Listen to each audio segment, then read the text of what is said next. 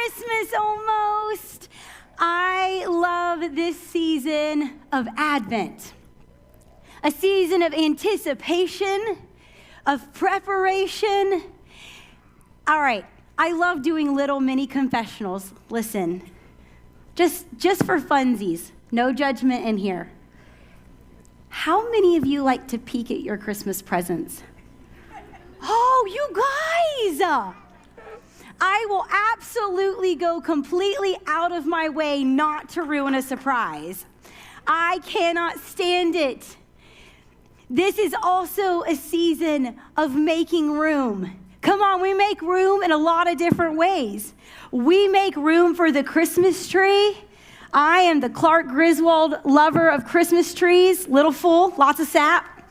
Love it. We make room for our second meal. We make room for our guests.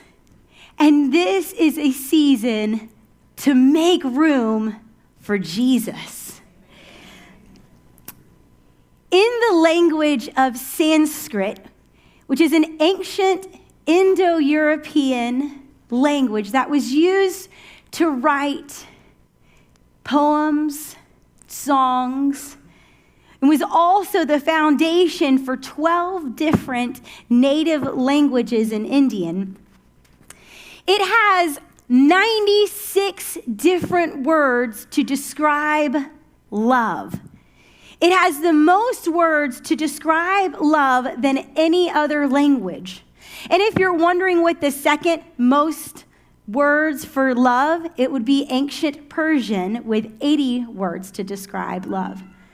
But in Sanskrit, there are so many different ways to describe what it is exactly you are feeling or experiencing. One of these words for love is a deep and abiding attachment or affection that persists over time. Another description is a profound or selfless form of love that fills the heart and satisfies the soul. That just sounds good. That feels like when I eat mashed potatoes and gravy, how I feel. It just satisfies the soul. The third one is an intense love or complete form of love or affection that leads the lover and the beloved in a progressive journey. And in other words, I am growing in love with you. It's all of these beautiful ways of describing the depth and breadth of love. And then we have English. English has done us a great disservice with the word love. We have one word to describe all of the immense emotions of things that we experience, people that we spend time with. In one sentence, I could say, I love my husband and I love Taco Bell. Two very different meanings. Sometimes they feel the same, but still. Do not hate if you see me in Taco Bell line on a Sunday afternoon, y'all. Come on, somebody.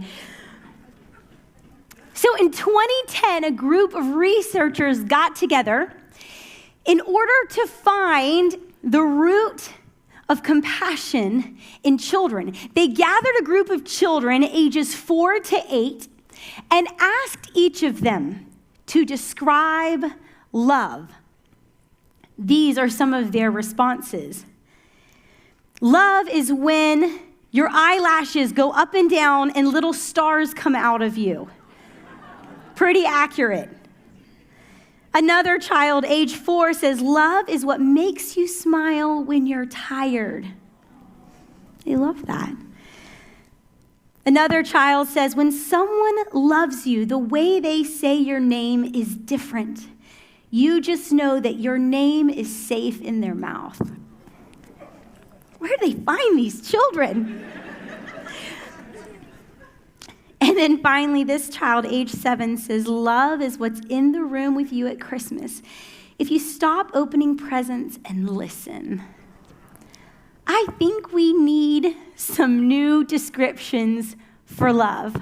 And I vote we put these kids in charge of it. I think they're right on track. Oftentimes when we think about love, we think about it within the confines of what our language has given us. Things that we've experienced, we've done, people we're around. But I think we have to expand our understanding of love, not to what we do, but to a who instead. Love is a who. And before love ever laid in a manger, love was writing a story from the beginning of time. In the opening words of the New Testament, the author Matthew traces a Jewish genealogy of Jesus. Now, in ancient times, genealogies were very important. They were what set up your social status. They set your lineage. They let everyone know your purpose and your place in society based off of who your father was before you, who his father was before him. So knowing your lineage and your genealogy was incredibly important in society. This author, Matthew, was writing from a Jewish perspective to Jewish readers. They would have understood the weight of this genealogy.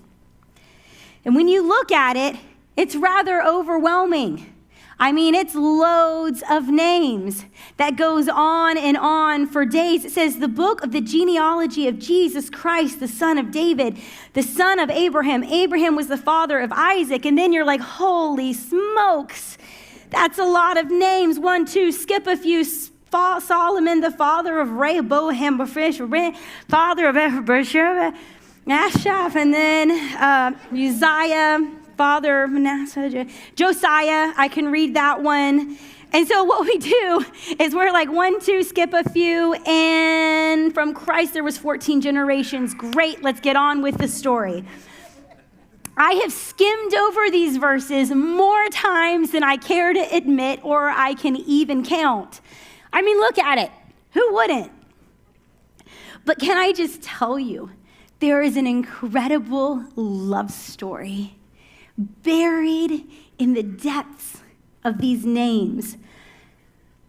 And Matthew is going out of his way to let his writers know that God had always intended his blessings for every tribe, every tongue, every nation, every background, that it's not exclusively for people of Jewish descent. Let me explain to you what I mean as we look at this genealogy together. See, it wasn't about men and nobles. He begins it. Abraham was the father of Isaac, Isaac the father of Jacob, Jacob the father of Judah and his brothers. All right, that all checks. We're all feeling good with this. Every Jewish reader would have read that with a great sense of pride, saying, yes, those are our spiritual fathers. It makes sense that Jesus would come from such strong leaders. There's a lot of pride right there. Oh, but then Matthew throws a curveball, and the record scratches. And Judah, the father of Perez and Zerah, by Tamar. Now, first off, this is a woman in a Jewish genealogy that is always for men. I'm sure that we can't really grasp the weight of what's happening here. But Matthew has just absolutely disrupted everything about who Jesus is in this lineup. So not only is this a woman, but this was a really jacked up family situation. I'm not even going to dive into it all. We don't have time. But go to Genesis 38. Genesis 38. Read up. Have the shock of a lifetime yourself. It'll be really fun. But it doesn't stop there. 2 verses later, Matthew says, and Solomon, the father of Boaz, by Rahab. A second woman is now mentioned in Jesus' genealogy. And not only is this a woman, this is a prostitute and a Canaanite. Those are 2 major no-nos when it comes to talking about any genealogy. In Joshua 6, we read about Rahab, who hid Israelite spies. And when Jericho fell, God preserved her life. As if the Jewish readers aren't shocked enough as it is, Matthew goes on, Boaz, the father of Obed, by Ruth. Again, a 3rd woman now mentioned in this genealogy. And this one's not a Jew. This one is a Gentile, completely stepping outside of the Jewish descent that everyone would have been looking for and looking to. Again, Matthew's proving a point. Then we get to David, the father of Solomon. Every Jewish reader could breathe a sigh of relief. A noble. We are so grateful. David was known as a man after God's own heart. This makes sense. Oh, but Matthew continued in this description. He said David was the father of Solomon by the wife of Uriah. Yes, he comes from David's line, but not from David's line legitimately, because David had an affair with a married woman. So Matthew doesn't just say, by the mother of Bathsheba. Matthew is making the point clear that there is some serious sin happening in the midst of the line for Jesus. Not only did David commit adultery with a married woman, he then had Uriah killed.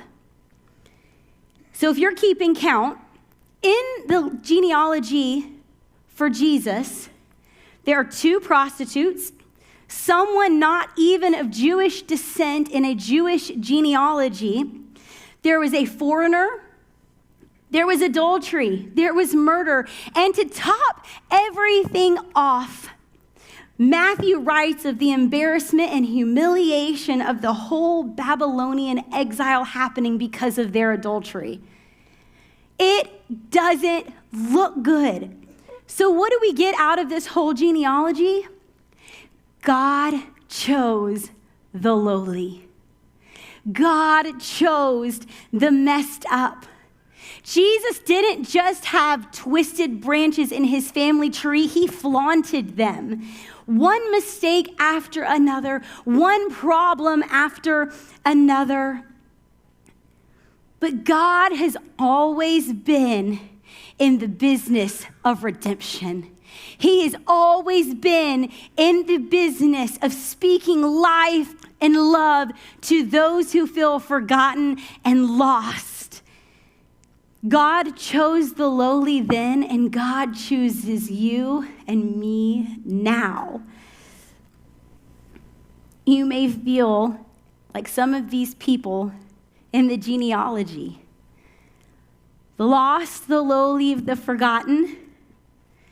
More mistakes than you can count, more mishaps than you can make up for.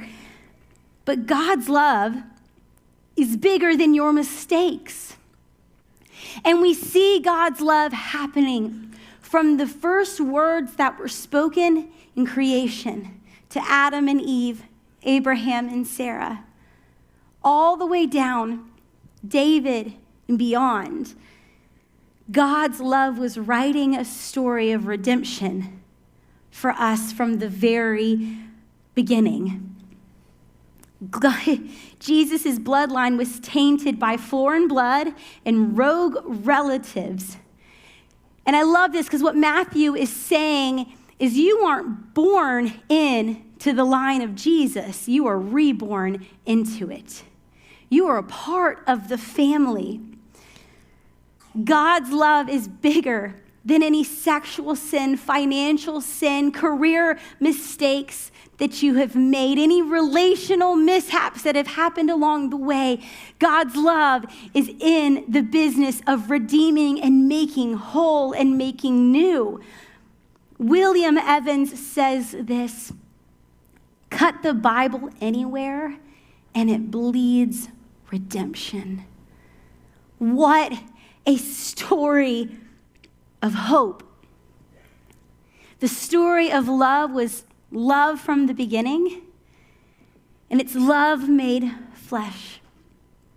Many of us know this verse from John 3:16. It says, "For God so loved the world that he gave his one and only Son." Love took on human form, born of humble circumstances by humble means. It's love fully expressed.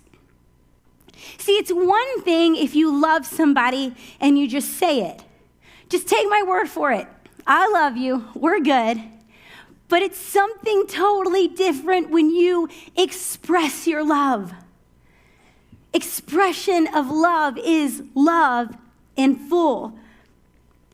So Philippians 2, Paul is laying out the expansive story of what Christ has done for us. In a few words, he says, Jesus, who being very nature God, did not consider equality with God something to be used on his own advantage. Rather, he made himself nothing, being taken the very nature of a servant, being made in human likeness. Yes, he was fully God, and yes, he was fully man. See, in the Old Testament, God showed up in some wild ways. In a pillar of smoke, a column of fire, and earthquakes, and wind, splitting seas. It was all pretty grand. So why a baby? I don't know if any of y'all have been around babies lately, but those things are wild, unpredictable. They're messy. They smell funny. So why would God choose to leave behind the firestorms and windstorms to come as a baby? Well, this time when he came, he didn't come to bring judgment. He came to bear the judgment, to pay the penalty for our sins, and to take away the barrier between humanity and between God. God said, I'm going to come down, experience everything that you experience. Can you imagine leaning on a God that had never experienced heartache, that had never experienced disappointment, that had never experienced fear? No, but God came in the form of flesh to be God with us. Jesus with us. John 1:14 says, so the Word became human and made his home among us. He was full of unfailing love and faithfulness, and we have seen his glory in the glory of the Father's one and only Son. See, in the Old Testament, the people were not allowed in the presence of God. Only certain people were, and only under certain circumstances with very specific rules and regulations in place. But when Jesus came, everything shifted. He was not only God with us, but God for us, to give us full access and relationship to God the Father. See, Jesus didn't only come to be love on earth. He came for you and for me. He came for relationship with you, to live for you, to die for you. Now, in the last 2 years, we have had a very big problem in our house where baby Jesus keeps going missing from our nativity set. I set up for Christmas. I set the nativity scene. And then a few hours later, Jesus is gone. Just gone. And then I would find him in random and obscure places in our home. In the bathroom, under a pillow, in the car cup holder. And every time I would find Jesus, I would walk back, put him back where he belongs, and then continue with my day. Not only an hour later to walk by the nativity set and see that Jesus is gone again. This happened over and over and over again last year until we lost baby Jesus for good. I mean, I gave up looking in February. I'm like, Jesus, grace be with you wherever you are. When we find you, we'll put you back. In June of this year, I found Jesus in the guest room, absolutely relieved. It was like finding an Easter egg a year later. We were like, yes, we win. We found Jesus. I go and I put him back in the box. And so this year, as we were setting up for Christmas, I did as I normally do. I set the nativity. I pulled out baby Jesus and I set him in his place. Y'all, I cannot make this up. An hour later, I hear rustling. I'm like, what in the world is happening? And I get up and I catch the Jesus thief red-handed. Check this out. What are you doing with baby Jesus? I'm putting him in my room. Where are you going to put him? In my room. Why? Because it belongs in the room. I think he goes right there with the nativity set. No, it doesn't. Why does it belong in your room? Because it belongs in my room when I just put it.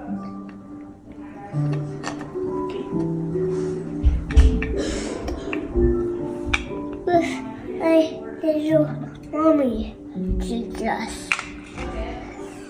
Because she's not clean. Only him is a clean.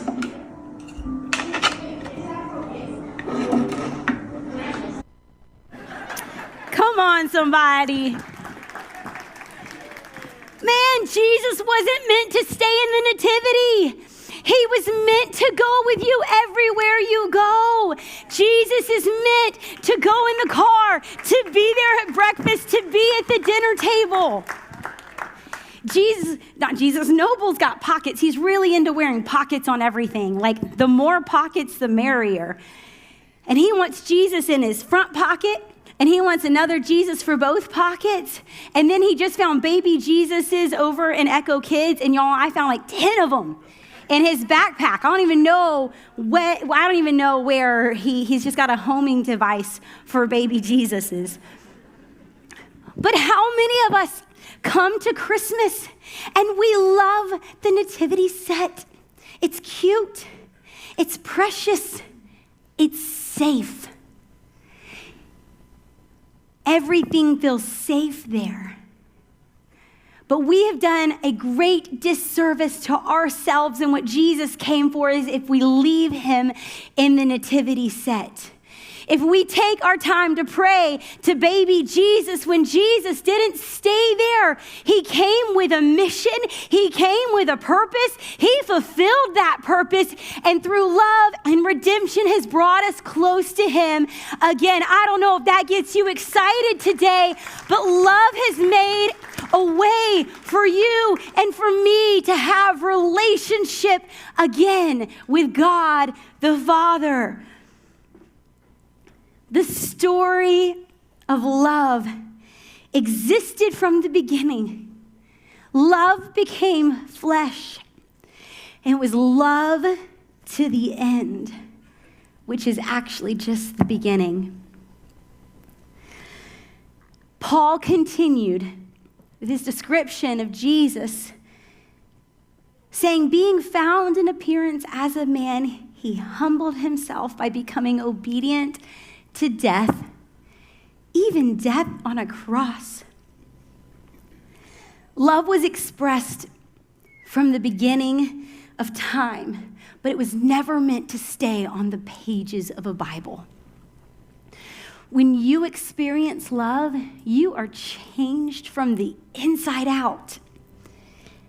And what God has brought to you today is for the transformation of your heart, your soul, your mind, and for relationship with Him. He chooses you today. Every time, with all of your bumps and your bruises and your bad mistakes and bad habits, Jesus says, I still pick you first. There is no story too far gone that is outside the realm of redemption for Jesus. So today, we don't want to just celebrate Christmas and Christ coming. We want to fully experience all that He has come for. We're going to take communion today as a way of celebrating the love that Jesus went all the way from the first word spoken to the birth in a manger, to the cross, to the resurrection for you and for me.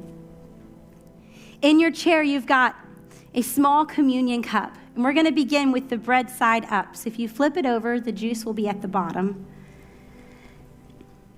As we take this today, use your seat as a personal little space with you and Jesus. I'm not going to lead you in specific prayers because I want you to pray on your own between you and the Lord, whatever words you have, just silently in your seat to express your love for Him. His word says that by His stripes, we are healed. We are forgiven. We are made whole. Maybe for you today, there are some things you need to ask forgiveness for. Maybe you need a fresh start today. Hey, it's a great day for a fresh start. So as we take this communion together, let's make this a moment of gratitude for His love poured out. Let's begin now with the bread. You can take it off. Go ahead and place it in your mouth. And as you take this bread, take a moment right where you're sitting to express your gratitude to Jesus.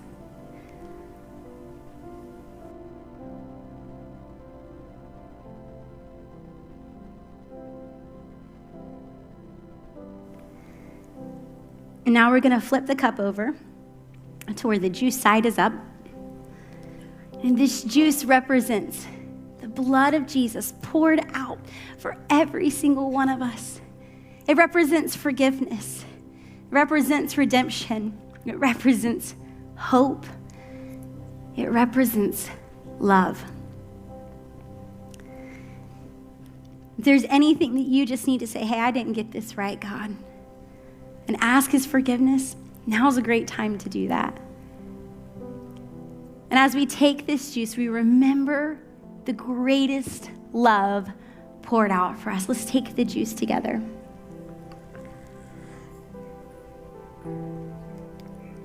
Take a moment again on your own, in your own words, to give thanks to Jesus for all He has done.